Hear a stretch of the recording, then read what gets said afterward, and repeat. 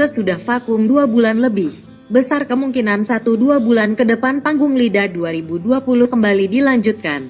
Seperti diketahui, memasuki babak 9 besar awal April lalu, ajang kompetisi calon bintang dangdut dihentikan sementara. Tindakan itu dilakukan pihak penyelenggara, mencegah maraknya perkembangan pandemi COVID-19 terutama di Jakarta. Melihat kebijakan pemerintah membuka secara bertahap fasilitas serta sarana publik beberapa waktu terakhir, tentu saja kebijakan ini merembet pula ke lembaga penyiaran dan hiburan masyarakat, seperti televisi. Begitu juga panggung terbuka, dalam atau di luar ruangan, seperti ini.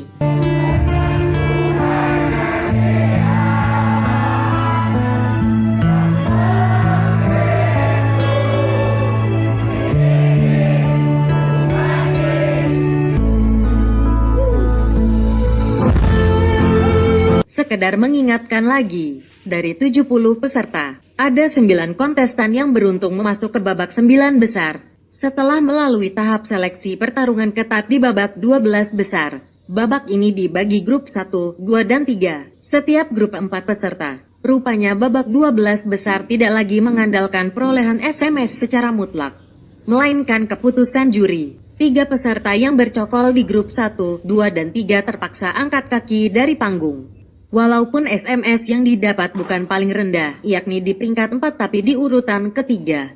Entah secara kebetulan atau tidak, ketiga peserta yang tersenggol di babak 12 besar itu, SMS ketiganya menduduki urutan ketiga. Mereka adalah Hamid grup 1, asal Nusa Tenggara Timur, Andari grup 2, Sulawesi Barat, dan Eva Yolanda grup 3, Nusa Tenggara Barat. Sesudah 3 kontestan itu tersenggol, otomatis sisanya lolos ke top 9. Merekalah duta 9 provinsi yang dinantikan penampilan terbaiknya oleh jutaan pasang mata pencinta dangdut tanah air di layar kaca. Adapun nama ke-9 kontestan beruntung itu ialah 1. Wulan Provinsi Banten, 2. Hari Putra Provinsi Jambi, 3. Meli Provinsi Jawa Barat, 4. Diah Provinsi Jawa Timur, 5. Gunawan Provinsi Maluku Utara, 6. Jana Provinsi Papua Barat, 7. Nia Provinsi Sulawesi Selatan, 8. Ako Provinsi Sulawesi Tenggara dan terakhir ke-9, Dini Provinsi Sumatera Utara. Dari ke-9 jawara calon bintang dangdut nasional itu, tampak peserta wanita lebih banyak ketimbang pria. Peserta pria 3 orang, sisanya wanita. Pada video ini, kami tidak mengupas soal teknik mereka bernyanyi, melainkan mengajak sahabat bintang menyoroti peluang ketiga peserta pria saja. Siapakah di antara mereka lebih layak dan pantas masuk ke 3 besar? Apakah keberuntungan itu jatuh pada Ako, Sulawesi Tenggara, Gunawan, Maluku Utara atau Hari asal Jambi? Dan, siapa pula di antara ketiga pria itu menjadi kuda hitam, serta memperoleh predikat juara bintang dangdut Lida 2020? Sahabat bintang dipersilahkan menuliskan komentar, membagikan video, dan jangan lupa mengklik subscribe, lalu tanda lonceng di bagian bawah sebelah kanan untuk berlangganan.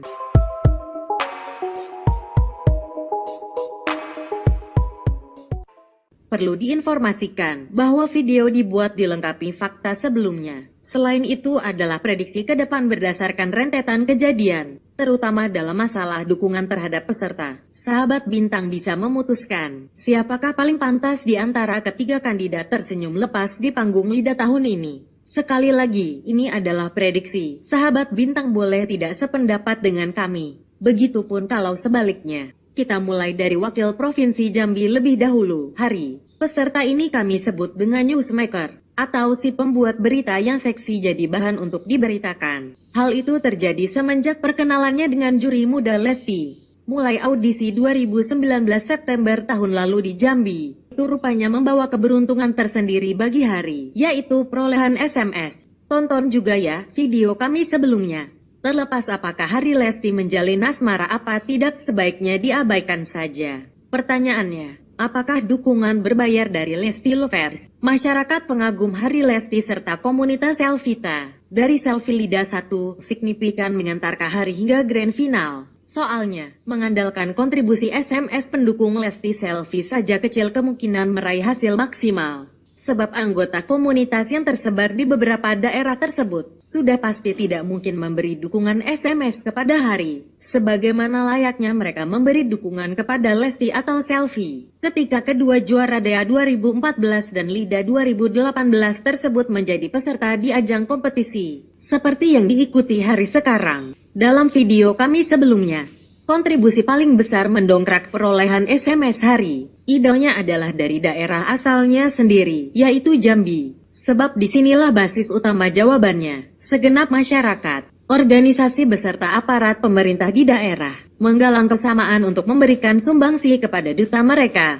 Paling tidak Hari harus mendapat dukungan real tersebut dari lingkungan terkecil. Misalnya di tingkat kelurahan, kecamatan, kabupaten dan beberapa daerah lain di kabupaten berbeda. Seperti diketahui, anak pertama dari 3 bersaudara ini tinggal di Kelurahan Tanjung Raden, Kecamatan Danau Teluk, Kabupaten Tanjung Jabung. Provinsi Jambi sendiri memiliki 9 kabupaten dan 2 kota madya. Penduduknya lebih 3,5 juta jiwa. Andaikan 5-7% saja dari jumlah tersebut memberi dukungan, tentu perolehan SMS Hari signifikan. Ditambah lagi simpatisan di luar daerah semacam yang diterima selama ini. Selain bentuk dukungan moral postingan di media sosial, lebih penting lagi adalah support nyata berupa SMS bernilai Rp2.200 sekali kirim.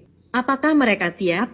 Itu pertanyaan lanjutan. Karena sampai babak 12 besar kemarin, di antara penggembira yang datang ke studio tempat berlangsung kompetisi LIDA, tidak ada wakil atau pejabat penting daerah yang hadir. Begitupun kalau di Google tidak pula ada tokoh penting daerah yang menyatakan dukungannya kepada Hari, kecuali kepada Erpan, calon bintang yang tereliminasi babak 33 besar Maret lalu. Berita dukungan tersebut ditulis sebelum dimulai babak 70 besar. Lihat cuplikan screenshot layar Google berikut.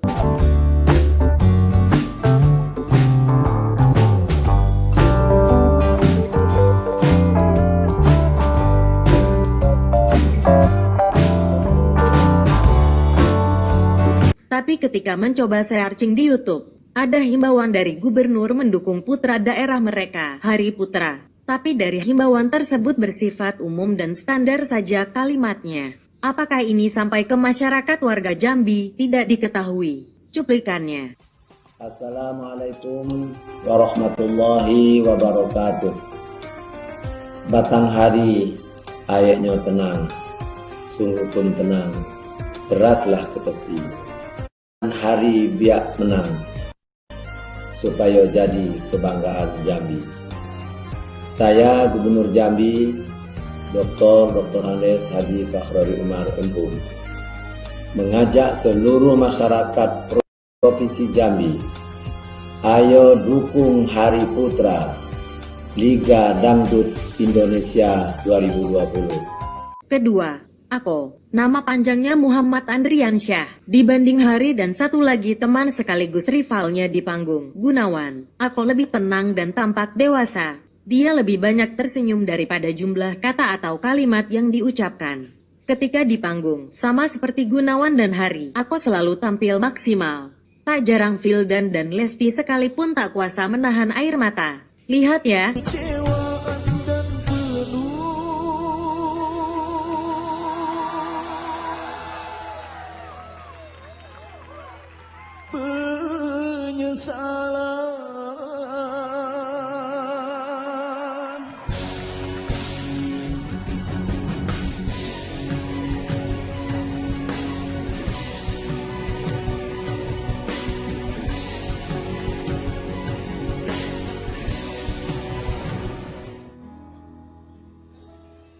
Setiap manusia punya rasa cinta yang mesti dijaga kesuciannya.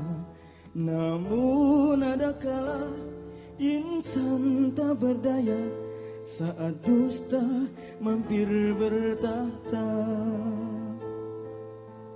Tapi di luar pentas kompetisi, muazin salah satu masjid raya di kota Baobau, Sulawesi Tenggara tersebut luput dari perhatian. Hal itu terjadi bersamaan dihentikannya tayangan LIDA babak 9 besar selama PSBB berlangsung lebih 2 bulan lalu. Misalnya, segala kegiatan Ako baik personal maupun bersama kontestan lain di asrama, tidak begitu banyak jadi sorotan dan publikasi. Paling dia seperti juga rekan lainnya, memanfaatkan akun media sosial Facebook dan Instagram sebagai alat komunikasi dengan pengikutnya. Sesekali Ako mengupload video kegiatan sendiri yang ada kaitannya dengan Lida maupun tidak. Tapi itu pun tidak dilakukan secara rutin. Mengintip halaman Facebook Ako, berakhir dia mengunduh postingan tanggal 3 Juni lalu.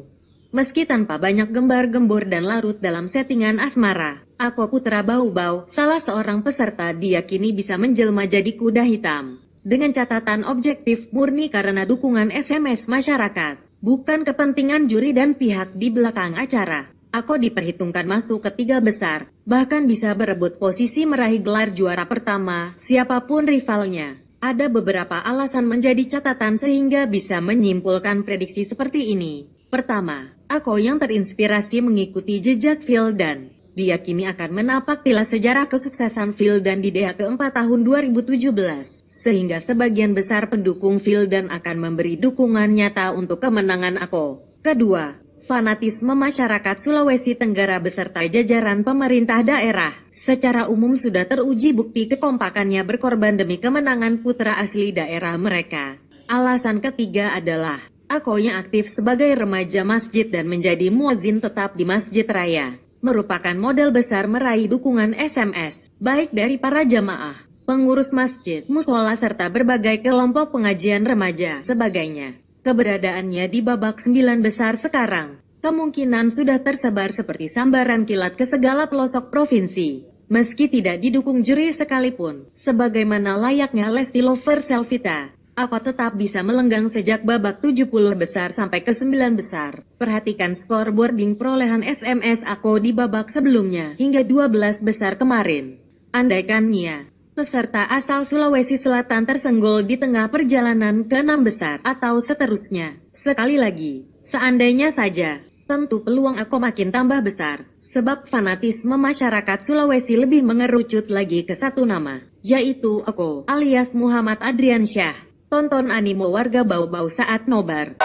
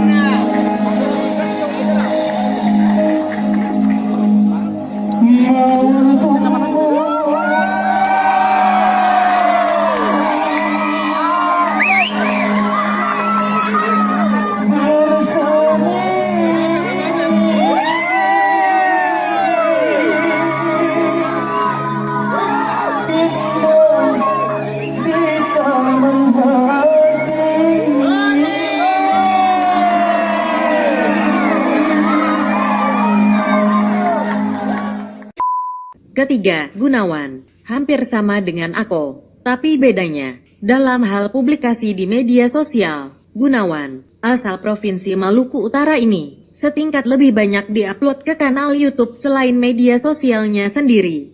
Baik semasa berduet dengan Rara, juara 2 Lida pertama, begitupun video kedekatan Gunawan Rara di luar panggung. Menjadikannya digosipkan pula menjalin kedekatan khusus, sering juga diberitakan. Gimana sih? Itu kan Rara kan sukanya warna merah. Itu. Oh, tapi karena dia tahu Rara suka merah, dia ngikutin. Saking cintanya sama Rara. Itu. Saking cintanya sama Rara. Itu. Bahkan karena raut Gunawan yang tampan itu membuat dua juri, Zaskia Gotik Nita Talia sempat berebut dalam bentuk kelakar. Meski berasal dari desa terpencil Sidangoli di Kecamatan Jailolo Selatan, Kabupaten Halmahera Barat, dukungan mereka terbukti efektif sampai Gunawan bertahan hingga kini. Padahal, sebagaimana dijelaskan Gunawan, sebelum lolos mengikuti audisi, pekerjaannya bukanlah bernyanyi, seperti kebanyakan peserta LIDA, melainkan seorang marketing di sebuah toko handphone. Diyakini dukungan terbesar diperoleh oleh satu-satunya wakil peserta, Maluku Utara yang sukses ke babak 9 besar LIDA, tentu murni berasal dari masyarakat daerah ditambah penggemar Gunawan selama mengikuti ajang LIDA. Jadi kamu terikat dengan salah satu merek handphone, Iya, betul? Jadi ada kontraknya.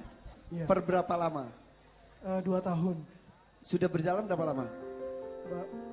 Udah 2 tahun lebih sih.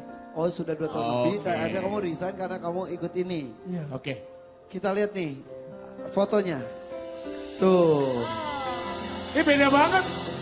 Sama seperti fanatisme warga di Sulawesi, di Maluku Utara serta di Pulau Maluku secara umum, tidak berbeda jauh dengan masyarakat di belahan timur lainnya. Adalah sebuah kewajiban besar bagi warga dan pejabat memberi dukungan dalam bentuk nyata. Selain support moral kepada Gunawan yang tengah bertarung di ajang dangdut, sudah pasti adalah kontribusi SMS agar perjuangannya tidak sia-sia. Sebab inilah kesempatan sejarah yang belum tentu terulang kembali. Karena kemenangan putra wakil provinsi menjadi kebanggaan pemerintah daerah.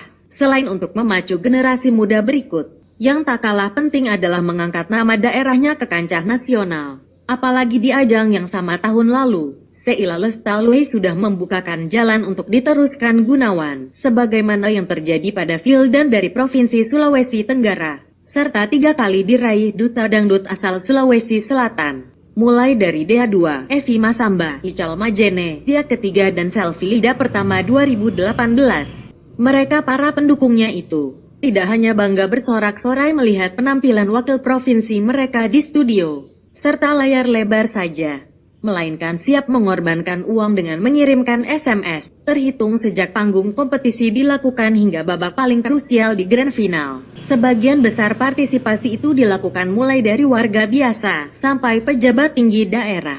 Sokongan itu tak pernah pecah, seperti yang terjadi terhadap Vildan dan Selfie ketika itu, di mana sebagian besar pendukung datang memadati studio Indosiar, baik yang berasal dari daerah maupun yang menetap di Jakarta dan sekitarnya, bersatu padu memadati hampir sebagian besar tempat duduk studio. Suara mereka riuh rendah bersorak girang mengeluh-elukan duta dengan berbagai yel-yel. Kalau kompetisi LIDA 2020 ini objektif, artinya berjalan murni berdasarkan perolehan SMS tertinggi. Persaingan ketiga kontestan pria LIDA 2020 pasti lebih menarik dan mendebarkan. Tapi kembali melihat ajang DEA maupun LIDA yang terjadi sebelumnya, di kelompok 3 besar itu pasti terdiri dari seorang peserta pria, 2 wanita. Hal itu sejak DEA era Lesti kemudian LIDA pertama 2018. Di sama ada Arif, Selfie dan Rara. Kemudian berlanjut lagi LIDA tahun 2019 lalu. Faul, Puput dan Sela, Maluku. Apakah sejarah ini berulang kembali di LIDA 2020? Kalau benar, siapakah si pria itu? Mari kita nantikan detik-detik pertarungan menegangkan itu. Mendukung penuh Gunawan, LIDA Indosiar, Maluku Utara. Perlengkapan Kabupaten Halmahera Barat mendukung penuh LIDA Maluku Utara Gunawan Muhadjir.